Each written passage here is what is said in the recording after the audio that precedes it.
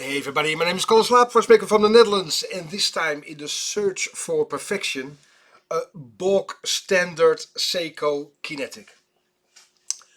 Bog standard in the most positive way, because during this series I would like to show you small technical developments, tiny technical improvements in search for perfection, and you don't have to own a huge collection or an expensive collection to really understand and appreciate watchmaking.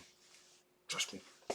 Here is a normal Seiko automatic with the rotor. Rotor is a weight, and when you wear your watch, the weight will find the lowest point, and in this instance here, wind the mainspring. But it's a mechanical watch. Now, in search for perfection, Seiko created, I don't think they were the first, but they made the innovation affordable and mainstream. And again, with affection, I still think that Seiko is the best bang for your buck. Affordable watches, high quality. Okay, the finishing, especially of the movements, isn't perfect, but the finishing doesn't make a watch run better. It is the perfect balance between quality and price. So, Kinetic is a quartz movement, so highly accurate, but then with a mechanical twist on top. And I'll show you under the microscope.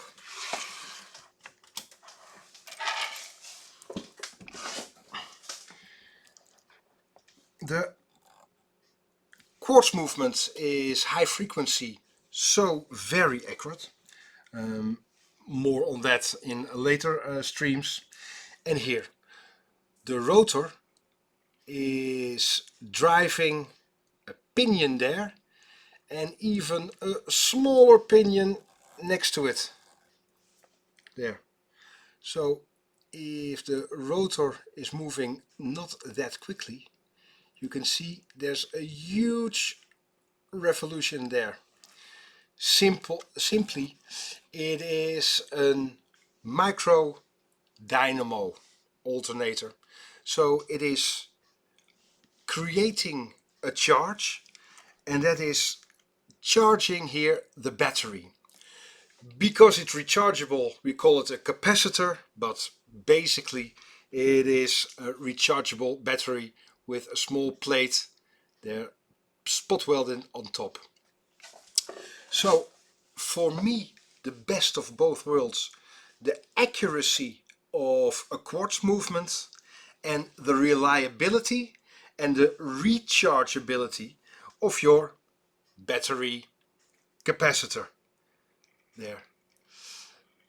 What Seiko has done, and here there's the tiny rotor permanent magnet, and there the coil for the recharging. What Seiko has done is to make it reliable, affordable, mass produced, and well, it was advertised at the time, and you never need a battery anymore. That simply isn't true, because every, well, 10 to 15 years, usually around 12 years, the capacitor won't charge, and you see the second head flop flop flop flop. That is end of life, EOL, flop flop, and that means there's not enough charge in the capacitor for normal function.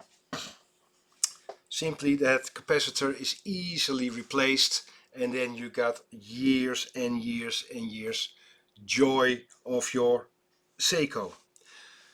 Again, I'm referring to it as bog standard, but with affection, even though we see here incredibly high-end watches and we restore, well, museum pieces and stuff like this.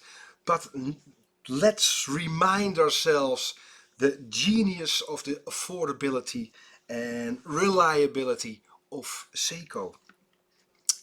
So here the mechanical winding, recharging of the capacitor, and best of both worlds, incredibly accurate, robust quartz movement, and cheap to produce, again accurate, but flat, reliable, magnetic fields, not too much of a problem, temperature compensation, well, not too much of a problem. It is pretty damn close to perfection. Okay, for me as a watch fanatic, movement fanatic, it lacks personality, and a mechanical watch really lives and breathes. And yeah, but to be brutally honest, there is no use for us to wear mechanical watches ever again. We do, and we like it, and we appreciate the craftsmanship and the insanity of horology. But this is pretty close to perfection any way you look at it. So yeah, the bog standard Seiko Kinetic, but it is genius and so affordable. I really do hope you enjoyed the series In Search for Perfection. I got many more tiny, beautiful, technical evolution and solutions to show you. So bear with me, and if you do appreciate it, hit the like button. All of you, see ya. Bye bye.